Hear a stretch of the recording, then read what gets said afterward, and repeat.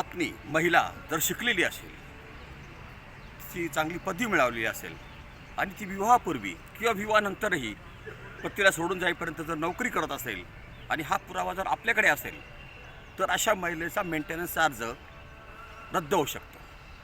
ही कायद्यामध्ये प्रोव्हिजन आहे, CRPC 125 आणि आता नवल BNSमध्ये देखील.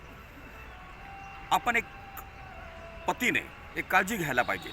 ज्यावेळेला आपली बायको आपल्याकडे असते त्यापूर्वी ती नोकरी करते आणि नंतरही नोकरी करते, पण नंतर ज्यावेळेला डिस्प्यूट्स क्रिएट होतात आणि ती माहेरी निघून जाते, त्यावेळेला ती म्हणते की मी शिकलेली आहे पण मी नोकरी करत नाही.